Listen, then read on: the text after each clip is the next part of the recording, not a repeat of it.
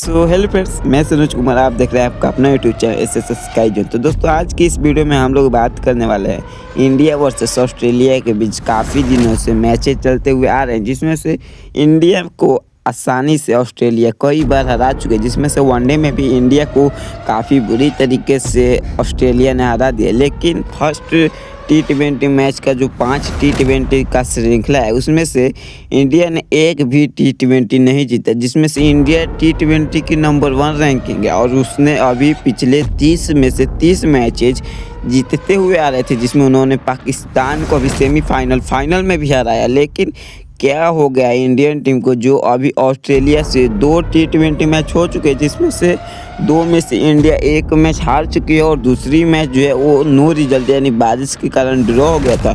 तो आज है 2 नवंबर 2025 और आज जो है third T20 match India versus Australia के बीच जो 1:45 पर शुरू होने वाला है। तो काफ़ी लोगों को यही अनुभवना है कि इस टीम में यानी इस टीम के मैच में कौन कौन खेलने वाले हैं, क्योंकि पिछली बार काफ़ी अच्छी बैटिंग और बॉलिंग नहीं हुई थी। उसी कारण क्या इस बार जो है हर्षित राणा को गौतम गंभीर के आड़ खेलना पड़ेगा या उन्हें निकाल दिया जाएगा।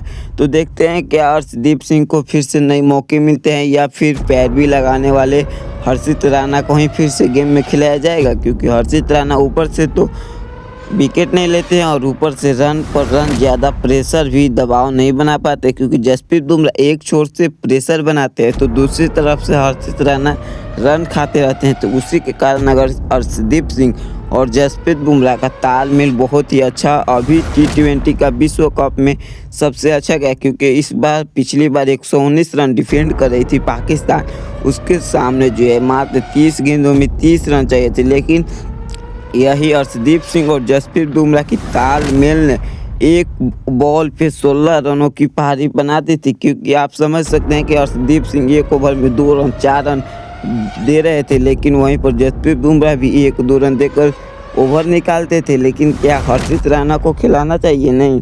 तो इस बार जो है अगर प्लेइंग 11 की बात करें तो उसमें से सूर्य कुमार यादव खेलने वाले हैं, अभिषेक शर्मा, यशस्वी जायसवाल को अभी बाहर बैठाया गया है, क्योंकि अभी शुभमन गिल जो है भारत के नए सुपरस्टार की तरफ से भारतीय टीम जो है वो देखना चाहती है कि T20 में और टेस्ट और ODI में भी शुभमन गिल का दबदबा रहा है। और उसी के कारण जो है सूर्य कुमार यादव, तिलक वर्मा, शिवम दुबे और अक्षर पटेल की इस बार वापसी हुई है।